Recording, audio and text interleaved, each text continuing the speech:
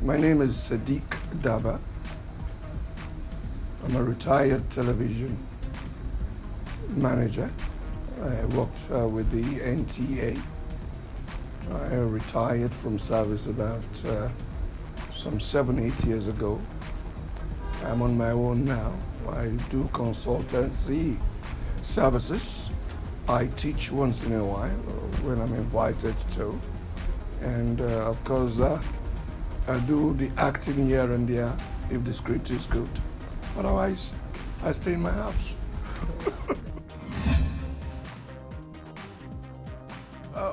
Let's get our facts correct. Nollywood per se actually started from NTA, started from television. If my history serves me right, I think what actually metamorphosed into what we call Nollywood today started with this thing by Nibwe living in bondage, and by there that was even shot by an NTA man and using NTA equipment. And before the advent of Nollywood, NTA had what we were doing then we called telemovies. And don't forget, our dramas were great dramas. Now, if you ask those of us who now went into Nollywood per se, not that we were not acting, but then the NTA had a proviso. You do not go outside of NTA to do any other job. Whatever you do must be strictly within NTA. And those of us who are directors, actors, use pseudonyms to go out to do this job. And if you are known as NTA as Sadiq Daba, when you go out there to go and act or direct, you have to use an alias. You have to use a pen name, one funny name, so that they don't know you are the one. But be that as it may, I don't see any line of divide between those of us who were in NTA and those of them, because even those who were in Nollywood actually started from NTA. So everything started from television. So there's no difference. I don't see any difference. We're coming out those years where, I don't know, nothing to write home about. I cannot for the life of me go on air, go and act, put my face, put my name, only to, at the end of the day, you hear part 1, part 2, part 3, part 4, to God be the glory. No, I won't do that. And if the scripts are wishy-washy, you are not galvanized, you're not ginger to want to give your best. So when Kunle Afolayo came with his October 1st, that was a story worth telling. You needed to be there. I took my mind back to pre-1960. What was happening? How did we get it wrong? What happened? This was a story worth telling. This was a story Nigerians had to know. And I hope we did a very good job. I hope so. No challenge per se. The only challenge was that Kunle was a slave driver. Kunle wanted the best and he was out to get the best. And he was not cutting corners at all. And he went out for the best. I mean, those that he can afford to get, he got. Those he can cajole and coerce, people like me, because it took him about 3 months to get me on that set. And but by the time I read the script, it was amazing. And took us from here. We started from Lagos, the railway compound at Ibitimeta, onto Akure, all over the place. And it was tiring, but notwithstanding, we enjoyed ourselves. We did. First and foremost, apart from being Nigerian, I'm from the north. And this is a problem in the north. The girl-child education thing. And I'm so passionate about it. I don't, because it happened to me personally. I have a girl, a fourth daughter. Behind my back, some old people went and got her married, took her out from school. And up till now, I've never forgiven them. And that, I have promised to fight tooth and nail. The girl must be allowed to go to school. The girl must be allowed to get up to her potential. If the boy can be a doctor, why won't the girl? If the boy can be an engineer, why won't the girl? Why must you force the girl at age 13 to go and get married?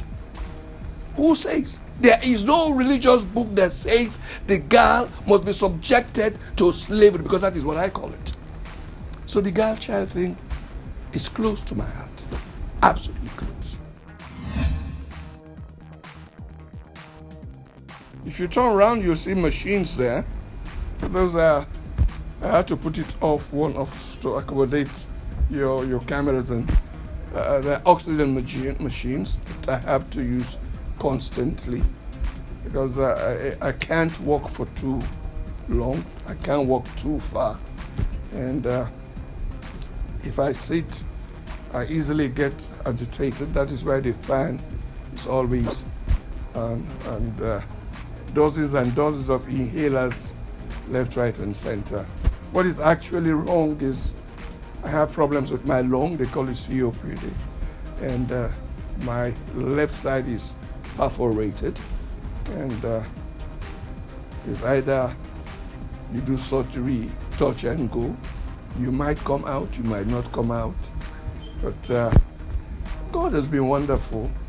And this fine young man, I've never known him, I've never seen him, contributed into getting me the oxygen machine. That's Femi Otedola.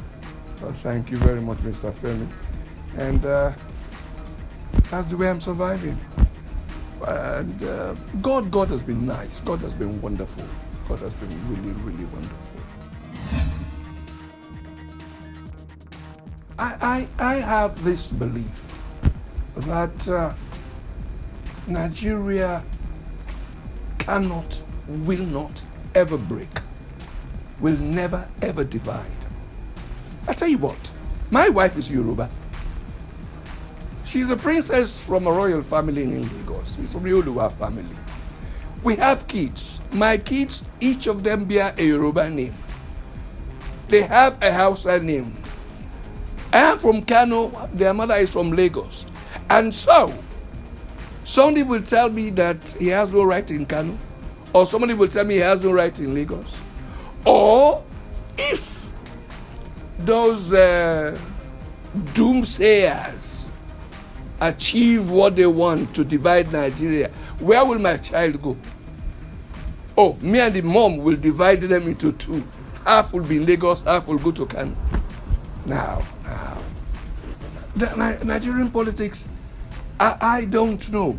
There are certain people from 1960, they are still there. They believe they have the answers to everything. It's not possible. At 90, what are you waiting for? I think you should be praying to God, holding your Bible or your Quran and waiting for God to call you. Not to be causing confusion in Nigeria. Nigeria is bigger than everybody. You have bad Yoruba, bad Igbo, bad Hausa. Why don't we look for the good ones among this and then come together and forge and make our lives better? That's me. I believe so much in Nigeria. In as much I know social media is being abused, doesn't mean, when somebody says you go on social media, then shoot him, kill him. Those of you in the Senate and House that sleep and drop our money, what do we do with you? Apart from killing you, we dismember you. It's funny. We have enough laws to take care of this thing. But to say, if you talk on social media, shoot him, I think that's the most stupid thing I've ever heard. What? Find other ways to stop this thing. Okay, if you don't want people to abuse you on social media, don't do those things that they will abuse you now. But no, I don't think that law is neither here nor there, no.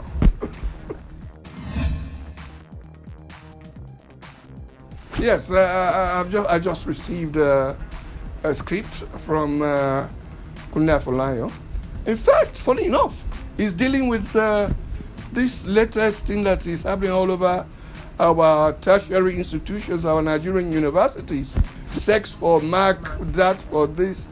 And Kunle is such a genius when he comes to this thing. How he got that, I don't know, but that is what he wants to address. And hallelujah, I'm part of his team. And I hope, of course, not I hope, I know we're going to do justice to it.